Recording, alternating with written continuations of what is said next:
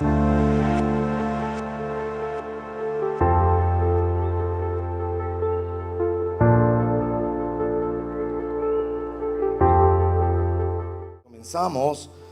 la serie hoy de Crecer es Cambiar, una serie que pretende prepararnos como iglesia y enseñarnos los principios del cambio bíblico y de la forma en la que Dios nos lleva a crecimiento, de triunfo en triunfo, a través de los cambios. Algunos cambios los pedimos, los deseamos. Algunos queremos bajar de peso y otros cambios que en la vida deseamos, pero otros cambios son absolutamente inevitables. Alguien ha dicho por ahí, si hay algo seguro en la vida es el cambio. Pero el Señor nos lleva de su mano a través de estas situaciones y Él es inmutable, Él no cambia, así que esa es nuestra esperanza y nuestra confianza. Vamos a leer en Éxodo capítulo 3 hasta el 4 verso 17, y mientras nos preparamos para leer y usted busca en su Biblia o en su dispositivo, pero si no tiene una de estas dos herramientas puede mirar en la pantalla, preguntarte cuál es el cambio más grande que tú estás experimentando en tu salud, en tu familia, en tus finanzas. ¿Cuál es el cambio más notable que tú estás viviendo en estos días? ¿Acostumbrándote a vivir con una situación física o financiera diferente a la que tenías antes? ¿O algunos viviendo el nido vacío? ¿Algunos casándose? ¿O teniendo su primer bebé? Que eso es un cambio. ¿O cambiando de residencia o de trabajo? Experimentando esto y vamos a leer sobre la vida de Moisés. Pocas personas en la Biblia experimentaron tantos cambios como Moisés. Y veremos aquí un hombre que le es anunciado un cambio de carácter personal, un llamamiento específico, pero que hace parte de un gran cambio que Dios quiere hacer en la historia. Encontraremos a un hombre que particularmente se resiste al cambio, como nosotros también nos resistimos a los cambios. Pero finalmente un hombre que se encuentra con el Señor. Y ese es mi deseo esta mañana, que al leer las Escrituras te encuentres con el Señor. Ese mismo Dios que habla en la zarza, te habla hoy al corazón. Leamos la palabra del Señor, capítulo 3 del libro de Éxodo, verso 1. Moisés apacentaba el rebaño de Jetro, su suegro, sacerdote de Madián. Condujo el rebaño hacia el lado occidental del desierto y llegó a Horeb, el monte de Dios. Y el ángel del Señor se le apareció en una llama de fuego en medio de una zarza. Al fijarse Moisés, vio que la zarza ardía en fuego, pero la zarza no se consumía. Entonces Moisés dijo: me acercaré ahora para ver esta maravilla. ¿Por qué la zarza arde en fuego, pero no se quema? Cuando el Señor vio que Moisés se acercaba para mirar, Dios lo llamó de en medio de la zarza y le dijo: Moisés, Moisés. Y él respondió: aquí estoy. Entonces Dios le dijo: no te acerques aquí. Quítate las sandalias de los pies, porque el lugar donde estás parado es tierra santa. Y añadió: yo soy el Dios de tu padre, el Dios de Abraham, el Dios de Isaac, el Dios de Jacob. Entonces Moisés se cubrió el rostro porque tenía temor de mirar a Dios. Y el Señor dijo: ciertamente he visto la aflicción de mi pueblo que está en Egipto y he escuchado su clamor a causa de sus capataces, pues estoy consciente de sus sufrimientos. Así que he descendido para librarlos de mano de los egipcios y para sacarlos de aquella tierra a una tierra buena y espaciosa, a una tierra que emana leche y miel, al lugar de los cananeos, de los hititas, de los amorreos, de los fereceos, de los heveos y de los jebuseos. Y ahora el clamor de los israelitas ha llegado hasta mí, y además he visto la opresión con que los egipcios los oprimen. Ahora pues ven y te enviaré a Faraón para que saques a mi pueblo, a los israelitas de Egipto. Pero Moisés dijo a Dios: ¿quién soy yo para ir a Faraón y sacar a los israelitas de Egipto? Ciertamente yo estaré contigo, le respondió el Señor. Y la señal para ti de que soy yo el que te ha enviado será esta: cuando hayas sacado al pueblo de Egipto, ustedes adorarán o servirán a Dios en este mismo lugar, en este monte.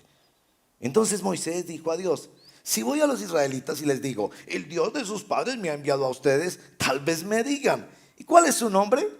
¿Qué les responderé? Y dijo Dios a Moisés: yo soy el que soy, desde donde viene la palabra Yahvé o Jehová. Y añadió: así dirás a los israelitas, yo soy, me ha enviado a ustedes. Y dijo además Dios a Moisés: así dirás a los israelitas, el Señor, Dios de sus padres, el Dios de Abraham, Dios de Isaac y Dios de Jacob, me ha enviado a ustedes.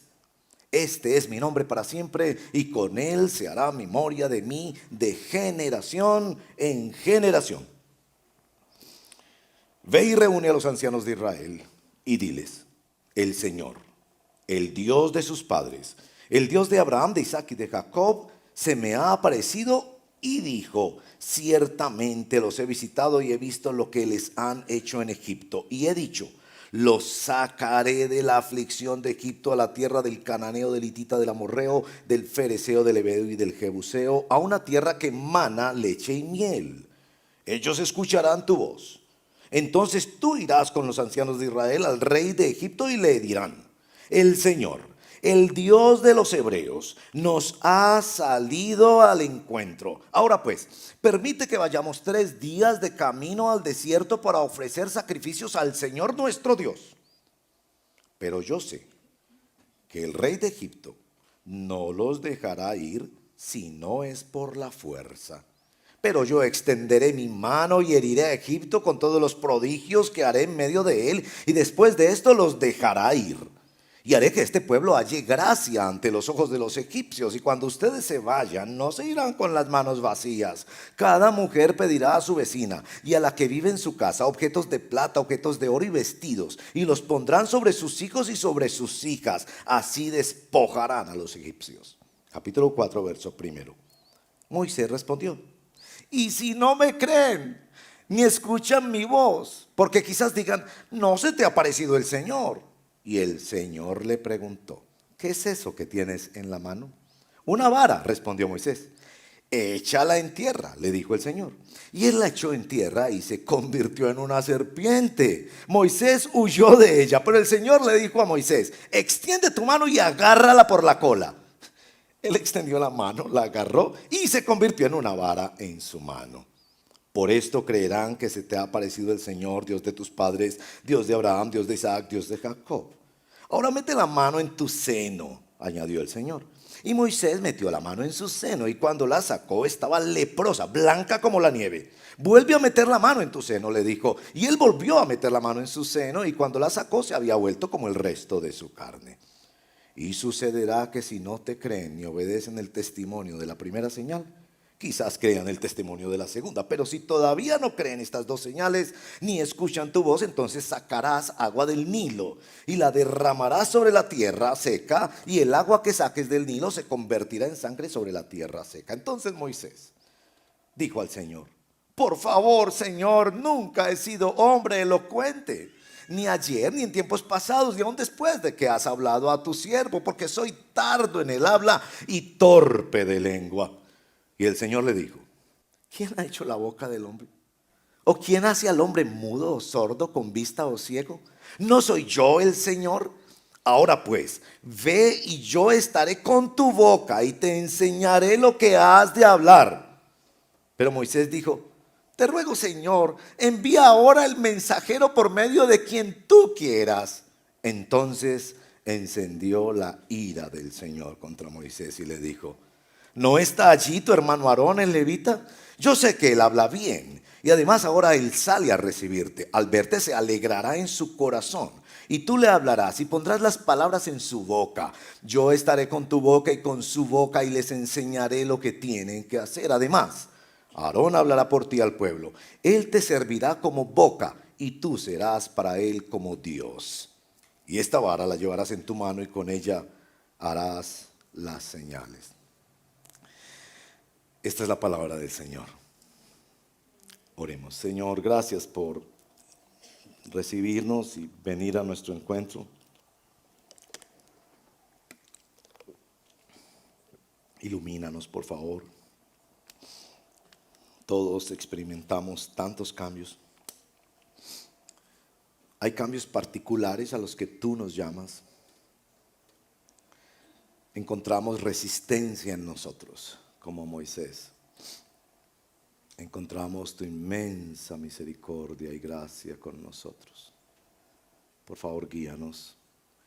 Que juntos como el pueblo de Dios hoy leamos la Escritura y la apliquemos sabia y obedientemente a nuestras vidas, así como Moisés escribe en el Salmo 90 que nos guió hoy en nuestro tiempo de oración congregacional.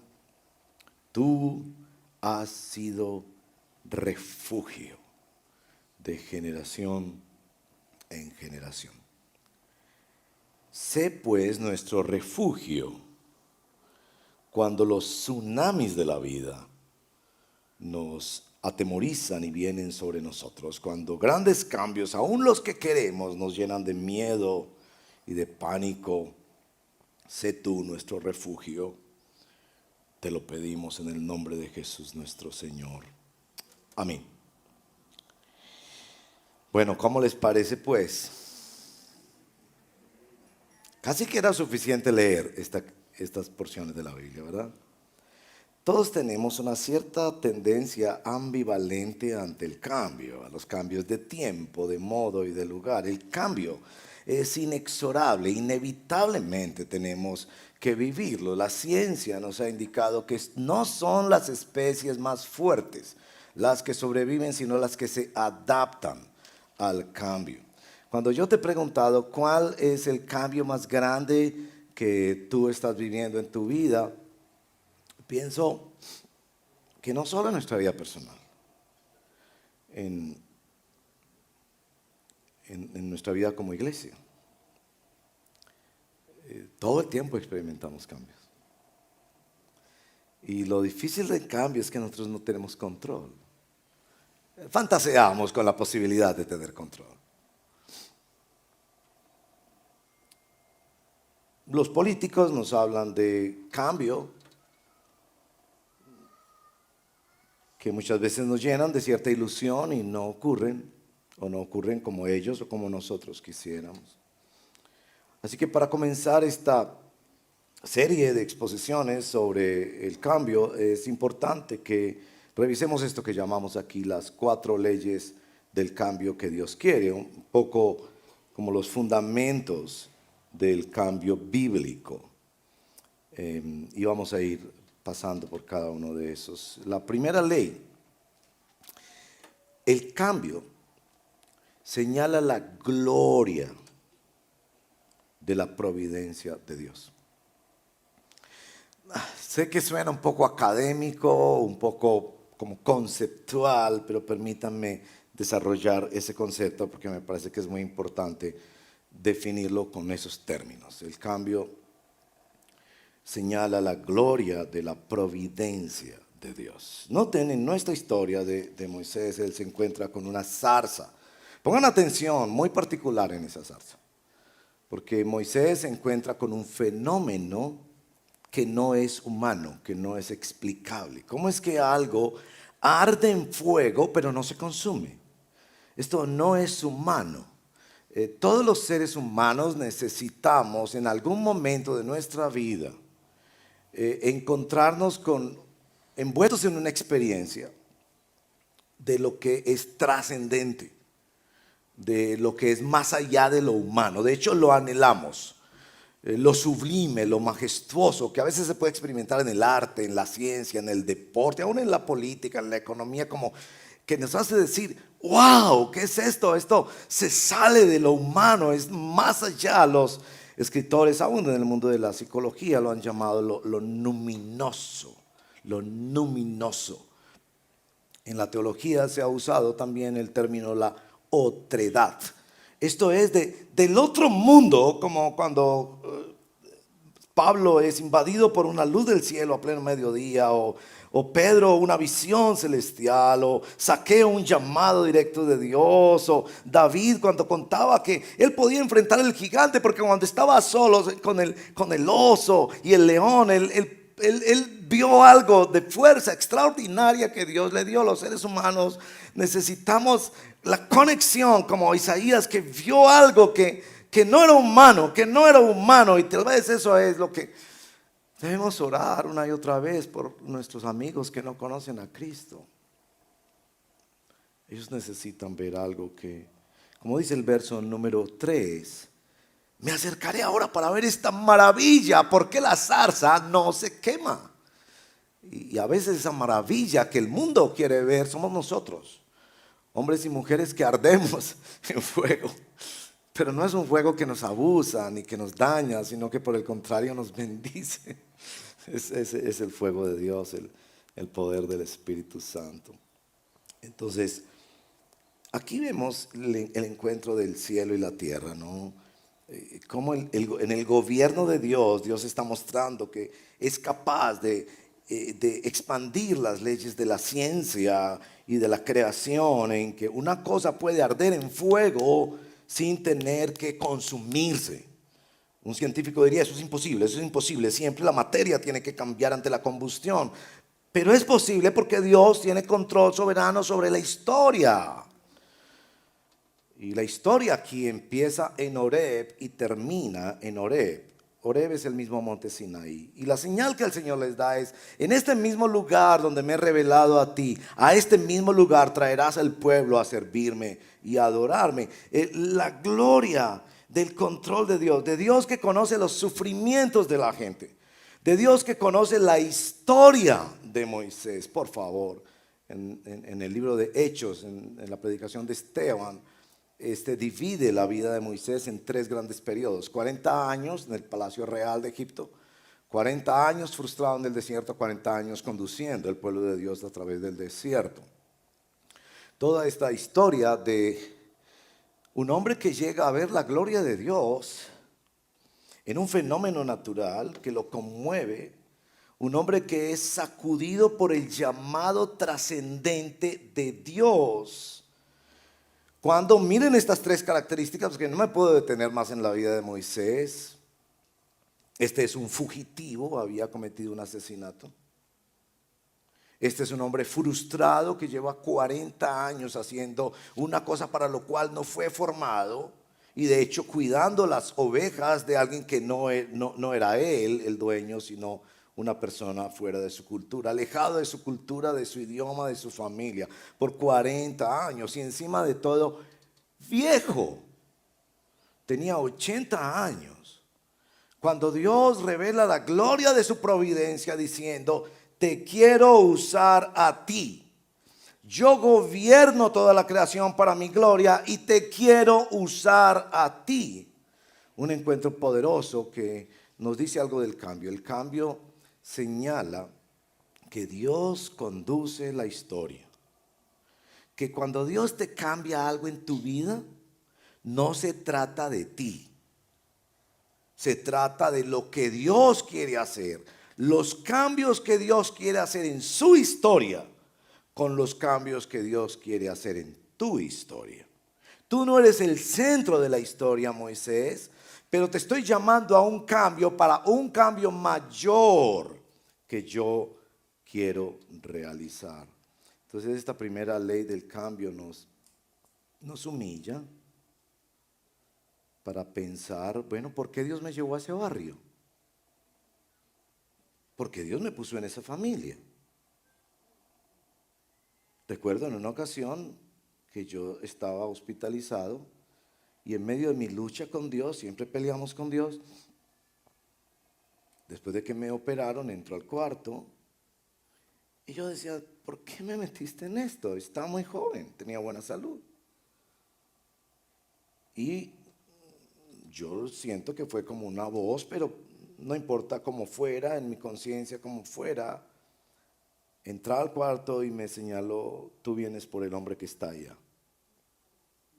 Y era un hombre que había tenido un accidente trágico, horrible, mucho mayor, 1000 veces mayor que lo que yo padecía, que era algo más bien sencillo, aunque doloroso. Y bueno, finalmente este hombre conoció a Cristo, su familia vino al Evangelio y todo lo demás. ¿Sí? ¿Por qué Dios hace esto conmigo? Es porque Dios quiere hacer algo más grande de lo que tú eres. Y quiere sumergirte en su gobierno providente. Dios hace cosas grandes usando gente pequeña. La primera ley del cambio, el cambio señala la gloria de la providencia de Dios. La segunda ley, el cambio nos atrae a la presencia de Dios. Yo quiero que noten unas cosas curiosas en la primera parte del texto. Y es que ante el fenómeno sobrenatural de la zarza que arde en fuego y no se consume, la decisión de Moisés es acercarse. Y ustedes saben, tratamos todo el tiempo con amigos agnósticos, ateos o renegados en contra de iglesia, religión, que tienen su propia filosofía, qué sé yo. Y en un sentido nosotros hemos de ser ese desafío, esa zarza que arde en fuego y no se consume. Y nosotros no tenemos fórmulas, inyecciones ni respuestas a todas las preguntas, pero es, venga y vea, venga y vea. Que recuerden que fue palabras de Jesús en el comienzo del discipulado, venga y vea. Vea lo que Dios ha hecho en nuestras vidas, pecadores, rebeldes, que violábamos la gloria de Dios todo el tiempo y ahora hemos sido abrazados por la gracia de Dios. Venga y vea. Noten este factor. Verso 4. Cuando el Señor vio que Moisés se acercaba para mirar, Dios lo llamó. Dios no lo llamó antes. Entonces yo me hago esta reflexión especulativa. Si Moisés hubiera pasado viendo la zarza que ardía y no se consumía, y hubiera dicho, ay, están esos locos evangélicos, yo tengo mi propio camino, yo tengo mi trabajo, yo tengo mi proyecto de vida, Dios no lo hubiera llamado. Si lo que yo aprendo aquí es que Dios manifiesta la gloria de su providencia en milagros, en manifestaciones especiales, lo que fuera, en la vida de las personas, esperando que éstas respondan de alguna manera, queriendo acercarse a ver.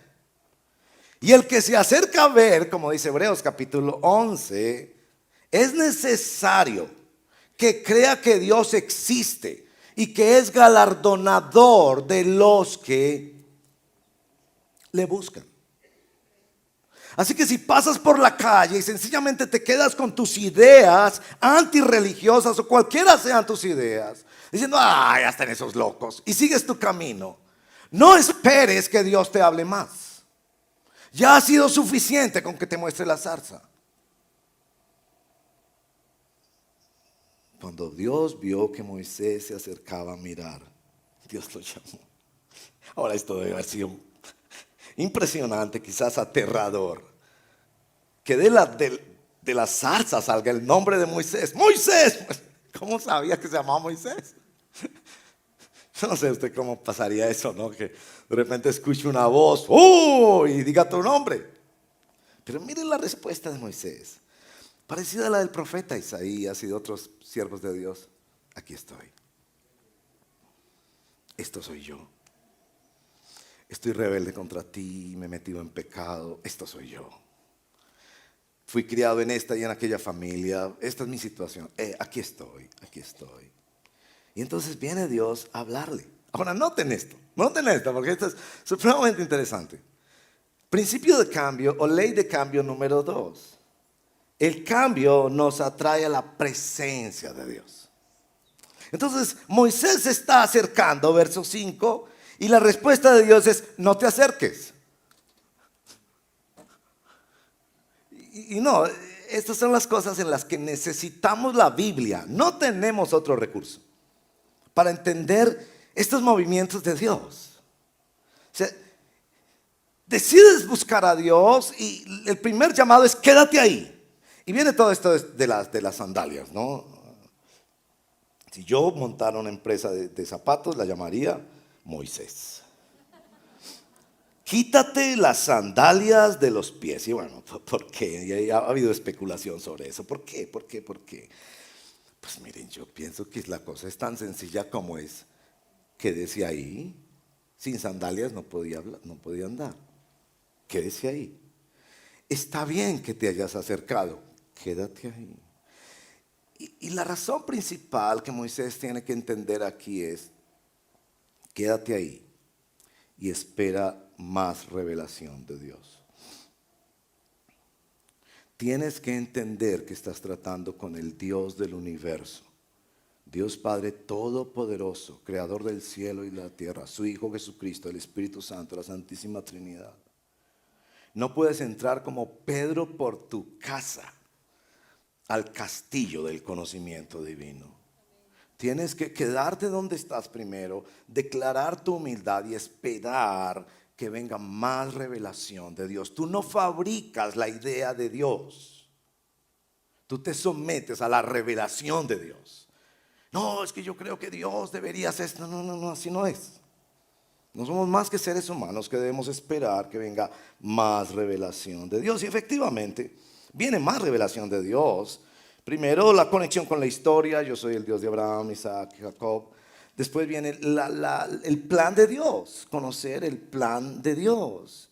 Y aquí es donde me parece fascinante el verso número 10. Después leer más cosas allí, ¿no? Ven y te enviaré. Deténgase en esas dos palabras. Ven y te enviaré. ¿Ven dónde? Ven a conocer más a Dios. Es decir, este llamado de Dios a ser parte de su gobierno providente en la historia, de su plan redentor, no empieza con un toro salvaje que tiene toda la energía y quiere dar y servir, sino con alguien que tiene que quedarse y esperar la revelación, a quien Dios le invita primero a venir a su presencia. Esa frase, ven y te enviaré, que es marcante para toda actividad en el reino de Dios. Ven y te enviaré. Tienes que estar de rodillas delante de Dios, buscar la presencia de Dios, amar a Dios sobre todas las cosas, entregarte al Señor para que después puedas salir y hacer lo que Dios quiere hacer con tu vida. Ven y te enviaré. Esa frase particularmente es repetida en el discurso de Esteban, en el libro de Hechos, cuando relata la vida de Moisés. Que ese fue el mensaje que Dios le dijo en principio, ven y te enviaré. Pero fue la frase marcante de la vida de Moisés. Una y otra vez Dios los llamó a su presencia desde el monte Sinaí. En muchos otros momentos, ven, ven, ven. Y después te enviaré. Él tiene que conocer de cerca la presencia de Dios. Entonces nuestra ley número 2, el cambio nos atrae a la presencia de Dios. Hay que cultivar la comunión con Él. Es tan esencial esto en el cambio que muchas veces es el gran objetivo del cambio. Muchas veces Dios te ha pasado por ese gran cambio, sea el cambio que te gusta o sea el cambio que te disgusta, para que vengas a la presencia de Dios. Y hermanos y hermanas, yo quiero ser práctico en esto. Diariamente necesitamos estar con Él. Como nuestra esposa nos demanda diariamente, llámame, hablémonos, mírame a los ojos, conversemos, cuéntame, pídeme ayuda, dime cómo te sientes diariamente. Yo no puedo hacer una cita con mi esposa cada domingo y decirle, te voy a dedicar 2 horas el próximo domingo y ahí toda la semana queda cubierta. No, ella me dice, yo quiero estar contigo todo el día, háblame, búscame, cuéntame. Y si eso es en una relación de iguales, por Dios, hermanos y hermanas, cuánto más en la relación de sumisión, bajo la sombra de la cruz redentora y llena de gracia de nuestro amado Salvador, cuando diariamente vamos a buscarlo. En mi vida personal yo he aprendido cuando no lo buscamos, Él cambia cosas en nuestra vida para que lo busquemos. Es así que nos ama y es así que quiere tener comunión con nosotros. Algunos de nosotros, los que estamos más viejitos, el insomnio. Yo a veces me pregunto, Señor, ¿yo por qué tengo tantos problemas con el sueño? Y muchas veces digo, en medio de tantas cosas que cruzan por mi camino, son los momentos en que el mundo está afuera, a oscuras, todo se apagó, se apagaron las pantallas, nadie manda mensajes, bueno, algunos sí, nadie manda mensajes de WhatsApp, etcétera. Y entonces podemos estar tú y yo, háblame, dime tus preocupaciones, derrama tu corazón delante de mí, déjame consolarte con el recuerdo de mi palabra, déjame llenarte de paz en medio de tanta confusión. Necesitas saber que el cambio es muchas veces esencialmente un grito de Dios diciendo, búscame, ven para poderte enviar. Tercera ley. El cambio nos permite ver el cumplimiento de la palabra de Dios. Verso 12, perdón. Le dice el Señor a Moisés, yo estaré contigo. Le respondió el Señor. Y la señal. Oh, qué palabra. La señal. La señal. En nuestra historia hay varias señales. Yo las categorizo en dos sets de señales. Primero son las señales que Dios da y después son las señales que nosotros pedimos. Se van a desanimar mucho en pensar que deberíamos pedirle señales al Señor. Pero evidentemente Dios da señales. Clarito, verso 12. La señal para ti de que soy yo el que te ha enviado será esta. Cuando hayas sacado el pueblo de Egipto, ustedes adorarán a Dios en este monte. Moisés vio eso, clarito, clarito. El monte Horeb, donde apareció la zarza, fue el monte donde el pueblo de Dios le dijo, los he sacado de Egipto y ahora les doy mi ley para gobernar sus corazones y acercarlos a mí. El monte Sinaí. Pero a veces no es suficiente esa señal para nosotros. Y entonces vienen más señales. Después en el verso 13, cuando él le dice, el primer pero de Moisés, y si voy y les digo, Dios me envió, ¿y cuál es su nombre? El nombre de Dios. La marca de Dios. Que es Dios quien ha hablado. Y bueno, y le repite todo esto de que ha visto su aflicción, que les dará la tierra. Y entonces viene una tercera señal y es la promesa de Dios. Y amplía, ¿no? Que el faraón no los va a dejar ir y que les va a traer a una tierra.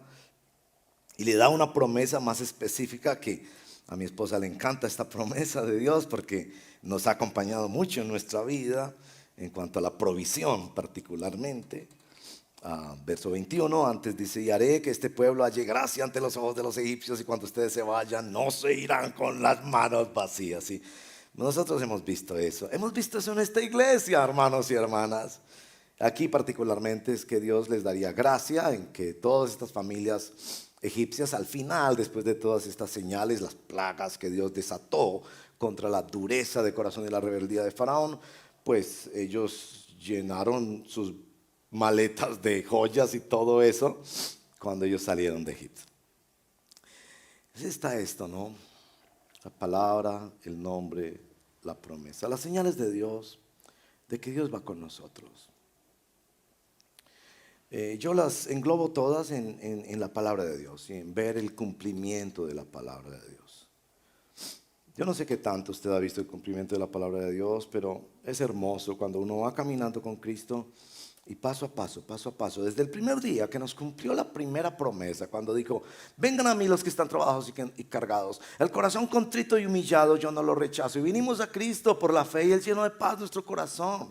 Y por la gracia del Espíritu, como leíamos hoy en el catecismo, el Espíritu nos dio la fe para abrazar esas promesas. Y sentimos y lo vimos y fue tan hermoso. Y después de nuestra vida cristiana vemos una y otra vez, no que Él hace lo que nosotros queremos, pero que Él cumple promesas específicas que nos ha hecho en su santa palabra. El cambio existe para que nosotros podamos ver el cumplimiento de la palabra de Dios. Pero hay otro tipo de señales que reflejan más nuestra duda y nuestra incredulidad. Capítulo 4, verso 1 en adelante, hay también 3 allí. Bueno, no puedo detenerme mucho ahí, pero es bastante simpático eso, ¿no? Porque Moisés respondió y dijo, ¿y si no me creen? Como bueno, yo te creo, pero ¿y si no me creen? Mis familiares, mis amigos. Como si eso fuera el problema de él. Yo no sé en qué lugar hemos puesto nosotros nuestra familia, nuestros hijos, esposo, qué sé yo. Como que nosotros necesitáramos que otros crean.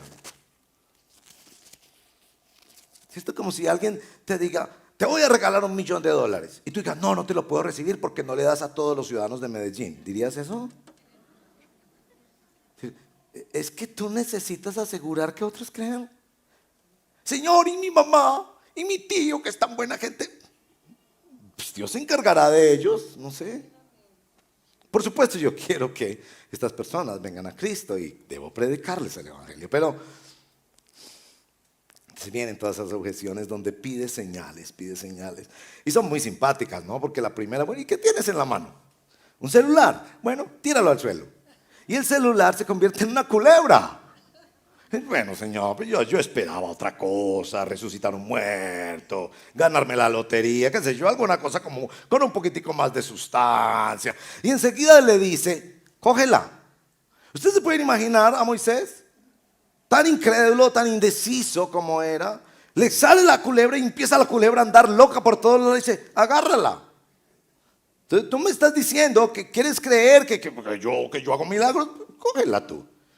Y bueno, ahí va aprendiendo la obediencia y le echa mano a la culebra. Tal vez algunos deben llegar esta tarde y echar mano a las deudas que tienen.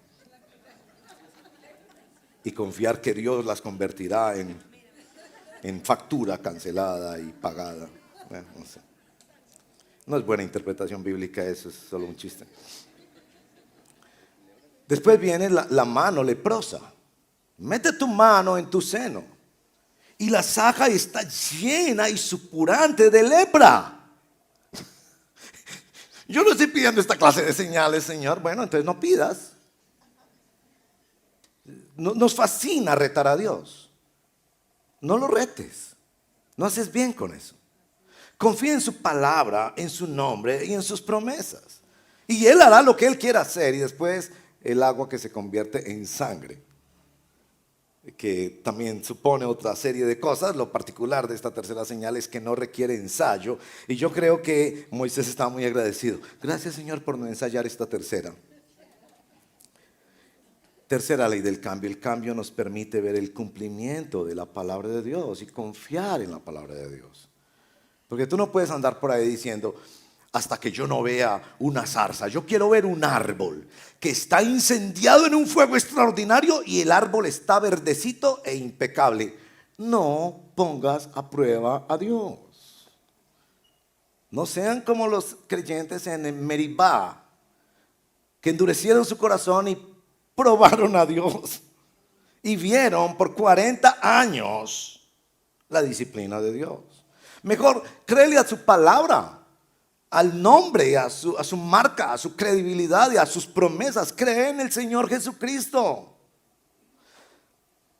Y bueno, la cuarta ley, esta es la que más me gusta. El cambio nos afianza en el consuelo de la paciencia. De la paciencia de Dios. Entonces uno lee esos versos y dice, Moisés, pero ¿qué es lo que te pasaba, Moisés? Dijo el Señor, por favor, Señor, Yo nunca he sido hombre elocuente. ¿Y acaso lo mandó a ser un predicador itinerante? ¿Acaso lo mandó a abrir un canal de YouTube y un podcast para dar conferencias a todo el universo? No.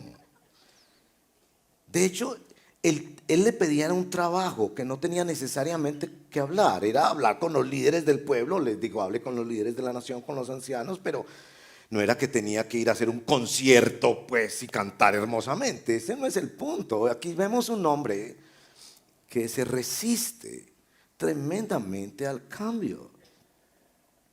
Pero vemos hermosamente la paciencia de Dios. Hay dos dimensiones de la paciencia de Dios en este verso. La primera dimensión es la de que Dios nos acompaña en los cambios. Verso 12. Ahora pues, ve y yo estaré con tu boca y te enseñaré lo que debes hablar. Wow, cuánto quisiéramos todos los predicadores tener esa promesa. El mismísimo Dios le está diciendo: yo estaré con tu boca y yo te enseñaré lo que debes hablar. Me acuerdo que yo vi eso en una ocasión en una conferencia internacional y todos quedamos tan humillados realmente cuando el predicador que salió era una de estas personas que de niño han tenido estas enfermedades. Yo no sé si es polio o algo así, que quedan con las manitos como torciditas. Un precioso hermano en Cristo, porque después le conocimos más a través de su testimonio. Y hablaba con una dificultad. No se le entendía bien sus palabras. Era un hermano muy lindo porque él hacía bromas inclusive cuando llegó al auditorio caminando así encorvadito y hablando muy enredado. La gente, lo primero que dijo al auditorio, le dijo, en su forma de hablar, ¿no? Les apuesto a que ninguno de ustedes es capaz de hablar como yo. Nos echó en el bolsillo el viejo. Hombre de Dios, lindo hermano. Y empezó a hablarnos algo de la escritura, ¿no? A enseñarnos la palabra de Dios. Yo me acuerdo que además de que lloramos toda esa conferencia, era la gloria de Dios a través de ese hermano. Evidentemente, Dios puede estar en la boca de una persona absolutamente incapaz, ilimitada, enseñarle lo que va a hacer y ver la gloria de Dios en ese instrumento, vaso de barro, absolutamente incapaz. Y Dios se ha complacido en la historia de hacer eso una y otra vez. Muchas veces se complace en hacer eso más que en una persona que para el mundo es supremamente dotada. Como nuestros queridos misioneros que llegaron a esta tierra y difícilmente balbuceaban el español. Pero Dios los usó para alcanzar las primeras familias en el Valle de la Aburrá, con la enorme dificultad que tenían de entender la cultura, de manejar el idioma, de moverse en medio de esta cultura terca y difícil como es la paisa. Y Dios llegó a mi familia y a otras familias a través de estos hermosos siervos de Dios. ¡Qué promesa tan extraordinaria! Dios estará con nosotros en medio del cambio, particularmente cuando sentimos yo no soy capaz, Señor, 80 años, frustrado, huyendo de la ley. Yo. Ahora noten por favor, en el verso número 13, que es quizás lo más precioso de este texto, aunque suena extraño, por supuesto. Y es la segunda dimensión de la paciencia de Dios. Dimensión número 1, que Dios nos acompaña en los cambios y nos da lo que no tenemos, nos capacita, nos usa. Su poder se perfecciona en la debilidad. Pero es que Dios nos aguanta en medio de los cambios. Verso 13. Te ruego, Señor. Y aquí como que ahí se sacó el corazón. Ahí se la dijo de frente. Yo me imagino es como ese muchacho que que quiere terminar con la novia, ¿no? Ustedes han vivido eso seguramente. Pues los hombres, ¿no? Que quieren terminar con la novia y no saben cómo decirle. Es bonita. Ella quiere seguir en el noviazgo. Es una muy buena persona. ¿Cierto? No eres tú, soy yo. Y todo ese tema, ¿no? Y entonces ella le dice, no, pero dime en qué debo cambiar. ¿cierto? Entonces, no, es que tú no vas a la iglesia. Entonces viene a la iglesia. No, es que tú quieres ser médica. Renuncio a ser médico. No, es que tú te vistes así. Me cambio todo el closet. Y al final él tiene que decirle, es que no quiero. No quiero. No quiero ser esa persona. Y claro, te ruego, Señor. Y se lo dice elegantemente. Envía ahora, verso 13, el mensaje por medio de aquel que tú quieras. Yo ni te lo voy a escoger, Señor. Lo único que te digo es que no sea yo. Pon de pastor a cualquiera. Pon de misionero a cualquiera. Pon de facilitador de la iglesia a cualquiera. Lo único que te pido es, en todo el universo de los 7,000 millones de habitantes del planeta, cualquiera, menos yo. Y bueno, verso 14 nos da esta expresión que los hermanos a través de la historia nos han enseñado que debemos interpretar estas expresiones como un lenguaje que Dios usa para que nosotros podamos entender. Se encendió la ira del Señor contra Moisés. Y hay que entenderlo así, porque evidentemente uno no ve que se encendió la ira, entonces lo cogió a rejo, como decimos en Antioquia, o lo destruyó. No, le dejó ver su corazón. Le dijo, ¿tú piensas que es que yo no sé a quién estoy escogiendo? Ahí está tu hermano Aarón, un levita. Yo sé que él habla bien. Y entonces, sigue la paciencia de Dios, insistiendo con aquel que no quiere. Eso me parece tan hermoso. Que tú no quieres dar el brazo a torcer. Que en el fondo la verdad es que tú no quieres ser cristiano. La verdad en el fondo es que tú no quieres dejar esa adicción. La verdad en el fondo es que tú no quieres dejar esa relación. En el fondo eso es la verdad. Que Dios te ha arrinconado, dicho, no, es que no. Y al final tienes que decir, Señor, la verdad es que no quiero. Y aún así Dios sigue insistiendo. Dice, te voy a poner un compañero. Te voy a ayudar en esto. Yo voy a estar contigo. Y coge la vara. En la historia termina. Toma la vara. Yo no sé si Moisés tenía esa varita ahí junto a la cama, me imagino. Porque el Señor le ordenó que esa vara iba a ser usada en otro momento. Pero yo creo que cada rato miraba la vara así y decía, ¿y dónde vuelve y se convierte en culebra? Para recordar la paciencia de Dios con nosotros. Repasemos las 4 leyes del cambio que nos van a acompañar a través de esta serie. El cambio señala la gloria de la providencia de Dios, del control que tiene Dios en su soberanía, traer cosas sobrenaturales a nuestras vidas, manifestarse en la historia. Ley número 2, el cambio nos atrae a la presencia de Dios. El cambio existe muchas veces para que le busquemos y siempre va a partir de su presencia. Ley número 3, el cambio nos permite ver el cumplimiento de la palabra de Dios. Esa es la señal más grande, que Dios ha cumplido su palabra a lo largo de la historia. Ley número 4, el cambio nos afianza en el consuelo de la paciencia de Dios. Entonces aquí hay 2 cambios antes de que vamos a la Santa Comunión, y los hermanos van preparándose para la Santa Comunión. Por favor, los que tienen que preparar cositas, váyanse preparando para la Santa Comunión. Yo decía al principio, hay cambio de conversión y hay cambio de misión. Los 2 grandes cambios de nuestra vida.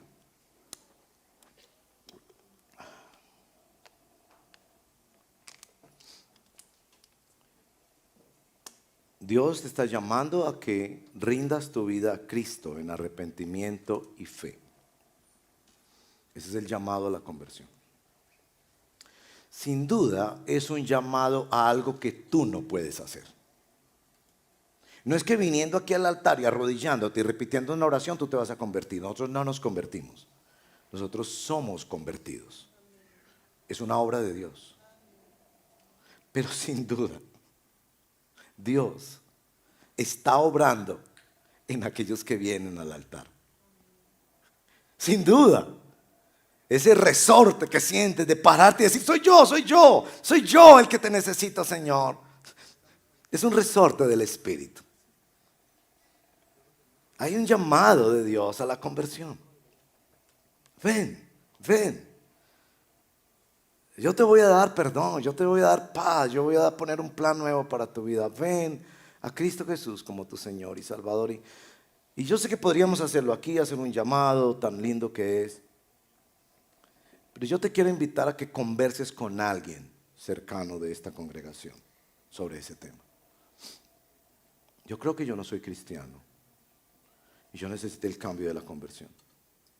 Sé que es una cosa que como Moisés me siento absolutamente impotente. ¿Quién era más impotente que un hombre de 80 años, que era un fugitivo, que estaba frustrado, que no sabía qué le llevaban, que no sabía hablar, que era incompetente? Pero es que eso no es tu problema. Si Dios te ha llamado, Él es fiel para hacer la obra en tu corazón. Y que hables con alguien, ¿cómo es que rindo mi vida a Cristo en arrepentimiento y fe? Abre tu corazón a Cristo y desde ahora dile, Señor Jesucristo, perdóname mis pecados, ven a mi vida. Yo necesito ese cambio, ese nuevo nacimiento del que tú hablas en la Biblia. Que no es cambio de religión o de conducta, es algo profundo que es realizado por el Espíritu de Dios. Dámelo, yo lo necesito. Pero también hay un cambio de misión. Nosotros como creyentes, que ya hemos sido alcanzados por la gracia, como alguien ha dicho, la iglesia es la única organización humana que no existe para sí misma. Para que los que viven ya no vivan para sí, sino para aquel que murió y resucitó por ellos. Tú no vives para ti. Lo que tú tienes en tu mano, sea una vara, una cuenta bancaria, un talento, una educación, una experiencia, está ahí para propósitos grandes de Dios. Y los cambios que Dios está haciendo en tu vida tienen que conectarse con los grandes cambios que Dios quiere hacer. Y en nuestra iglesia, como veíamos hoy, Dios quiere enviar misioneros, plantar nuevas iglesias, desarrollar pastores para bendecir esta ciudad y este país. Dios quiere hacer cosas con nosotros y nosotros no tenemos derecho a decir, me quiero quedar cómodo en el culto por la mañana, porque por la mañana es más chévere. Y siento que Dios me está inquietando con plantar la iglesia de la América, pero no, es que yo no quiero dejar de escuchar al pastor Efraín todos los domingos. ¿Perdón? ¿Qué me estás diciendo? Que tú eres parte de esta cosa extraordinaria y sobrenatural que se llama reino de Dios para darte gusto a ti. La iglesia es la única organización humana que no existe para sí misma. Nosotros estamos aquí para ayudar al necesitado, para amar al que sufre y a través de todo eso predicar el evangelio de la gracia de Dios a tantas personas que no conocen a Cristo. Y no podemos complacernos diciendo, ay, ya tenemos un lindo auditorio, hoy tenemos pastores y líderes y ancianos y todo lo demás, gloria a Dios por eso. Pero si tenemos eso, es para desarrollar la obra del Señor. Así que sea llamado de conversión o llamado de misión, como Moisés, nosotros estamos ante la zarza ardiente y somos llamados a ver que los cambios de nuestra vida tengan sentido frente a los cambios que Dios quiere hacer en nuestra ciudad.